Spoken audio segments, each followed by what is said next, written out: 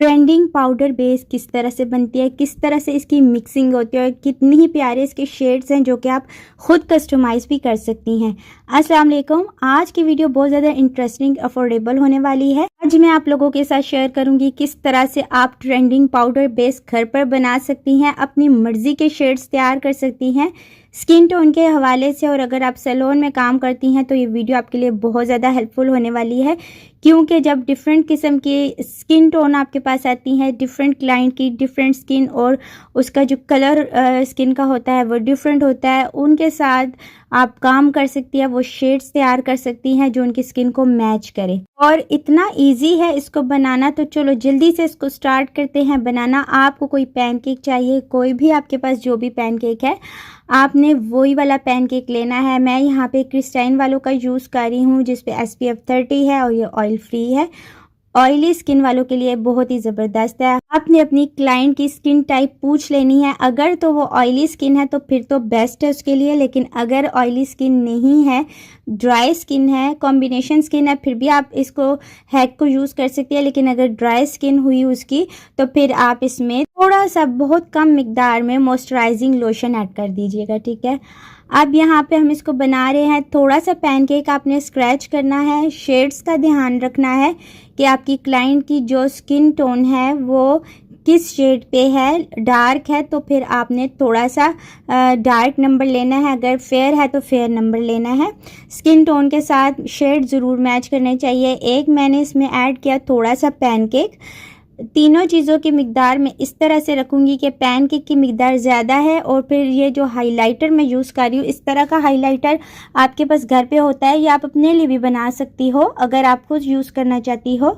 और हाइलाइटर का शेड भी आप अपनी मर्ज़ी से रखो। इस हैक का ये मज़ा है कि आपने जो भी शेड रखना है, जिस तरह से कस्टमाइज़ करना है, अपने तरीके से करो, बस मेथड को गौर से देख लो। तो आपने क्या करना है, स्क्रैच करना है। हाइलाइटर में बहुत ही प्यारा गोल्डन शेड है, बहुत डिसेंट गोल्डन कलर है, वो स्किन गोल्डन मैच है, मैंने वो शेड लिया है। और जितना मैंने पैनकेक डाला था उससे थोड़ा सा कम हाइलाइटर है।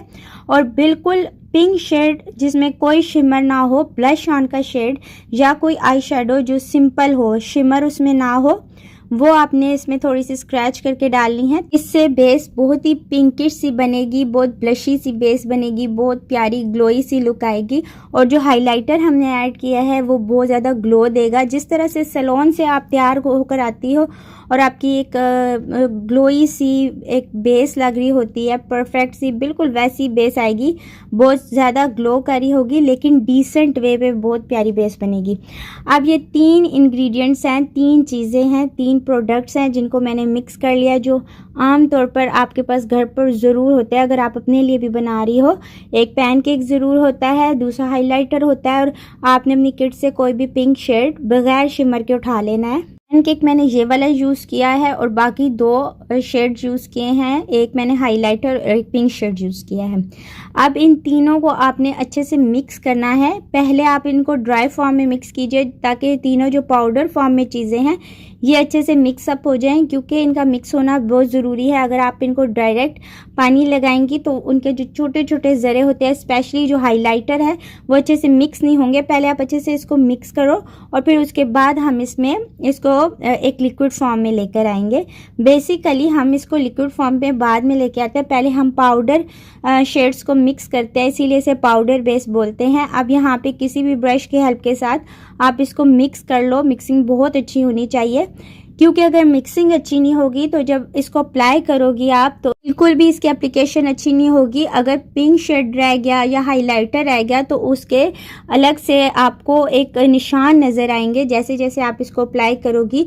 तो इसलिए इसकी मिक्सिंग बहुत ज़्यादा ज़रूरी है। तो उसके लिए बेस्टेस्ट वे है कि आप इसकी मिक्सिंग ड्राई फॉर्म में ही कर लो, और आप इसको इस कंडीशन के ऊपर बनाकर सेव भी कर सकती हो। वेदर आप अपने लिए बना कर रखना चाहो तो आप अपने लिए बना कर रख लो। अगर आप कहीं वर्किंग वुमेन हैं, बाहर जाती हैं, काम करती हैं, स्कूल, यूनिवर्सिटी, कॉलेज जाती हैं, तो आप अपने लिए बना कर रख ले। बहुत ही डिसेंट बेस बनती है इसकी।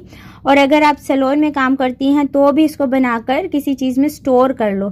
फिर जैसे ही आप देखो कि क्लाइंट आया है या आपने ख़ुद को लगाना है और आपने जल्दी में बाहर जाना है, इसमें थोड़ा सा आपने रोज़ वाटर स्प्रे किया, इसको अच्छे से मिक्स किया।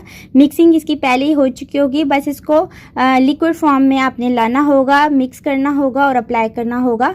इसकी मिक्सिंग के लिए, इसको लिक्विड फॉर्म में लाने के लिए आप इसमें पानी भी ऐड कर सकते हो, कोई हार्ड एंड फास्ट इसका रूल नहीं है। लेकिन अगर आप इसमें रोज़ वाटर ऐड करोगी तो उसकी खुशबू बहुत प्यारी आती है, आपके फेस से खुशबू बहुत प्यारी आएगी, बहुत फ्रेशनेस का एहसास होगा और स्किन के लिए वैसे ही रोज़ वाटर बहुत अच्छा है। तो आपकी स्किन भी काफ़ी हद तक अच्छी रहती है जब तक बेस अप्लाई हुई रहती है, ठीक है। तो इसको आपने मिक्स करना है और मिक्स इतनी अच्छे से करना है कि बिल्कुल ये जो 3 हमने इसमें प्रोडक्ट्स डाले थे ये आपस में मिक्स हो जाए। जिस तरह से हम बाज़ार से कोई फाउंडेशन लाते हैं या कोई हम स्टिक होती है, कितनी अच्छे से उसकी मिक्सिंग होती है, बिल्कुल एक कलर बना हुआ होता है, बिल्कुल इसी तरह से आपने करना है। अगर आपको जल्दी जल्दी इसकी अच्छी मिक्सिंग चाहिए तो इसका बेस्ट हल है कि इसे आप पाउडर फॉर्म में मिक्स करके रखो और फिर जब आपने अप्लाई करना हो देन आप इसमें पानी या रोज़ वाटर का ऐड करो और फिर उसके बाद आप इसको अच्छे से मिक्स करो। अब मिक्सिंग कितनी अच्छी मैंने की है कि आप देखो कि इसकी जो फाइनल लुक निकल कर आई है वो कितनी ही प्यारी है। एक जो परफेक्ट किस्म की फाउंडेशन और उसके अंदर एक ग्लोई सा टच है इसके अंदर, तो कितना ही खूबसूरत ये कलर लग रहा है। मैं आपको इसको अप्लाई कर कर दिखाती हूँ और आप देखना कि कितनी डिसेंट बेस बनेगी। सी, जब मैंने इसको अप्लाई किया तो बेस कितनी डिसेंट, कितनी सेटल्ड बनी है। और जैसे जैसे बेस बनकर टाइम गुजरेगा, ये बेस आप जैसे इसको सेट करेंगे तो ये बहुत ही अच्छी फॉर्म में आ जाएगी और बहुत डिसेंट लुक भी देती है और बड़ी ग्लोई सी बेस लगती है, ग्लोई और पिंकिश सी बेस जिस तरह से सैलून की होती है और हमें पसंद होती है कि हम जब सैलून से मेकअप करवा कर आती हैं तो वो बेस है। आप इसको सैलून में अपनी क्लाइंट्स के ऊपर भी यूज़ कर सकती हो, ब्राइडल के ऊपर भी यूज़ कर सकती हो, अपने लिए भी यूज़ कर सकती हो। आप फ़र्ज़ करो आपने अपने लिए यूज़ करनी है, आप डेली रूटीन में इसको यूज़ कर रही हो, यूनिवर्सिटी में, कॉलेज में या ऑफिस में, तो आप इसको ऐसे यूज़ करोगी। लेकिन अगर आप इसको अपनी क्लाइंट के ऊपर कर रही हो तो पार्टी मेकअप में भी एज इट इज़ स्किन को प्रेप करो, कंसीलर अप्लाई करो और यूज़ कर लो। लेकिन अगर आपने ब्राइडल मेकअप के ऊपर यही वाली बेस यूज़ करनी है जो कि बहुत प्यारी लुक देती है, तो उसके लिए आपने प्रॉपर स्किन को पहले प्रेप करना है जब आप ब्राइडल मेकअप कर रही हो, ठीक है।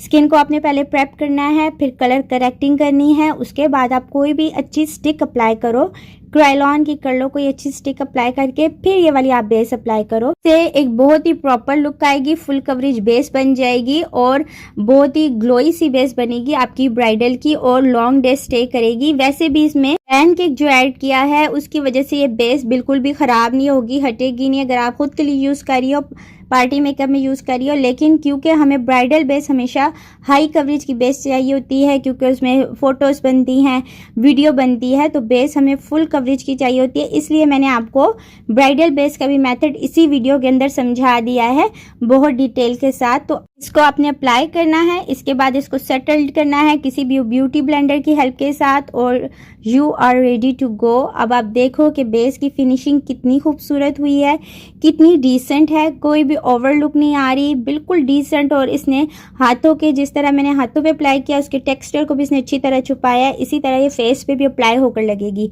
बहुत ही प्रॉपर एक लुक आ रही है, इस तरह जैसे कोई मैंने फ़िल्टर अप्लाई किया लेकिन कोई फ़िल्टर अप्लाई नहीं है, जिस सिंपल कैमरे से बनाई गई वीडियो है। तो आई होप ये वीडियो आपके लिए हेल्पफुल रही होगी। इस तरह की बेस बनाओ और फिर मुझे आपने कमेंट्स में बताना है कि आपकी बेस किस तरह से बनी है। एक और पॉइंट मैं यहाँ पे क्लियर करना चाहूँगी कि आपने शेड्स स्किन टोन के हिसाब से ही चुनने हैं। मैंने अपनी स्किन टोन के हिसाब से शेड चुना है। अगर डार्क स्किन या फेयर स्किन पे काम कर रही हो तो फिर आपने शेड्स का बहुत ज़्यादा ख्याल रखना है। तो आई होप ये वीडियो आपके लिए हेल्पफुल रही हो, आपको पसंद आई होगी। दुआ में मुझे याद रखिएगा, कमेंट्स में ज़रूर बताइएगा, इंस्टाग्राम पे भी मेरे साथ जुड़ जाइए। कोई भी क्यूरी हो DM कीजिएगा।